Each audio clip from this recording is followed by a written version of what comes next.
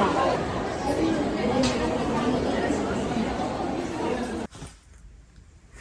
people of the world, welcome back to my channel. This is your first time, please don't forget to subscribe and like my video. So last night guys, nabudol na naman ako dito sa Osaka. Anyhow, mag-unbox tayo ngayon. Itong mga shoes na binili namin sa Onitsuka Tiger at saka yung shoes na binili ko dito sa Atmos na store. So I got two na on clouds. So anyhow, mag-start tayo sa on clouds muna. Yan. So, actually, wala naman talaga akong planong bumili ng sapatos. May iba akong planong bilhin. Gusto ko sana bumili ng used jewelry, pero wala akong nagustuhan. Tsaka, babalik pa kami ulit doon mamaya para tumingin ulit. So, eto muna. First thing yung kay husband muna. Ito yung kay husband ko na nabili namin. So, ito, na-surprise lang kami kasi hindi namin to binili sa isang store. Binili namin to sa second hand na store. Ang pangalan ay nakalimutan ko. Ang pangalan ng store? Second Street Store. Bali ito yung mga used store, pero nagkataon lang, nagulat din kami kasi ang dami nilang mga bagong shoes na tinitinda. So actually ito bago pa, ayan. At may box pa talaga. So this one, yung price ng pagbili namin, it's 17,900 yen. So, kayo na mag-convert kung nasa peso kayo o nasa dollar kayo o ano man yung inyong money kung saan kayo nakatira. So, ito, Cloud Monster 2. Open natin. Ayan.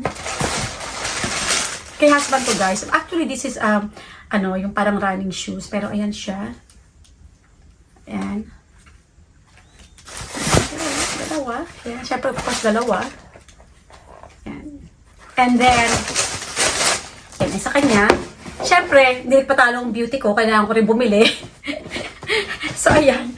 Eto, hindi ko naman pinaplano, pero since nandun na kami, gusto ko sana dapat parang terno kami, kaya lang, dito sa store na to, walang, yung Monster, parang hindi na masyadong ginagawa, or, hindi na sila, kasi wala na masyado sa store, in short. So, ito, nag-end up ako dito sa store ng, ang pangalan ni Atmos, and then,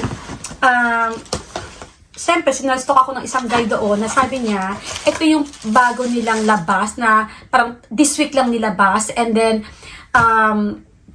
itong store na to, yung Atmos na store, sila lang ang meron nito. So, ayun. So, tinry ko naman yung shoes. Parang okay naman. And actually, amang nagka-try kami, ito palang on cloud na to is, ang pangalan niya is, The Roger. So, inspired by, I guess, not inspired, parang, kung mahilig ka sa tennis, kasi parang hindi pa nakita nyo yung sole niya, parang pan-tennis siya. Roger Federer na, na parang line niya, na lumabas. Ayan. Pata ko rin sa inyo. So, ayan siya.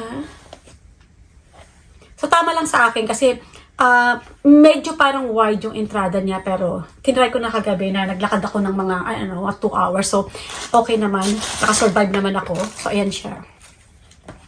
So this is, how much is this one? I put down the price here. So I paid 18,000 yen. Ayan. Ayun yung niya, the Roger, and then whatever it says, but the Roger, ayan. That's it. And let's go to this other unboxing, the Onitsuka Tiger. Una-una sa lahat, actually si daughter ko lang ang gustong bumili nito kasi mga friend niya nagpunta ng Japan, bumili din sila nito. Ako talaga wala akong plano kasi nga, nung unang pagtingin ko sa kanila, parang feeling ko, itong sapatos nila, let's open this one.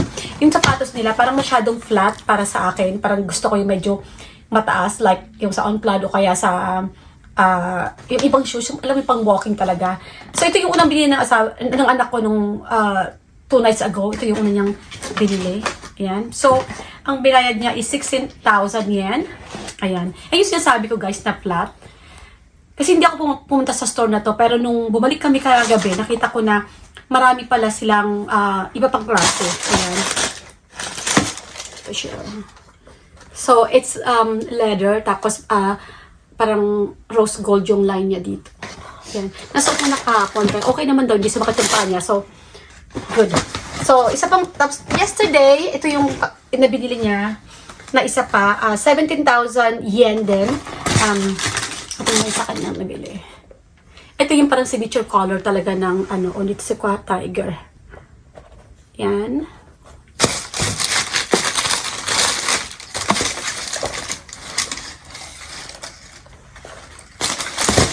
And then, syempre, ang nanay hindi nagpatalo.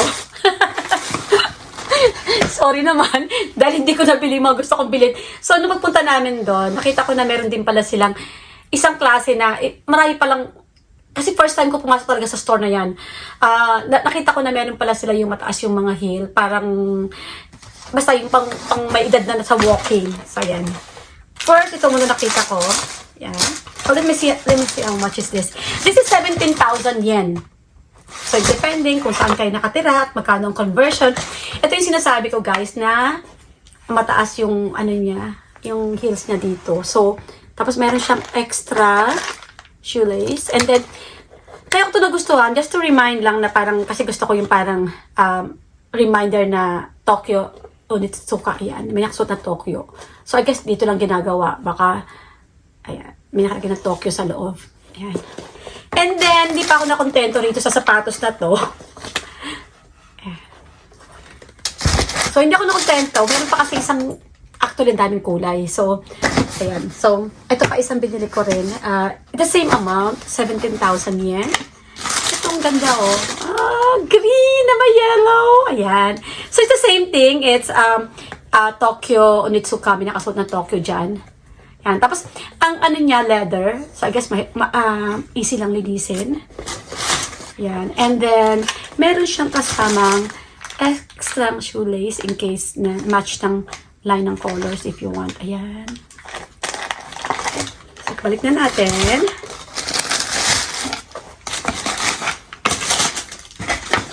So, yun lang. Thank you guys for watching and thank you sa pagsama sa akin sa aking unboxing and sa aming Budol last night ng mga shoes. So, thank you for watching and God bless you all. And by the way guys, nandito pa rin ako sa Miyako City, Humachi.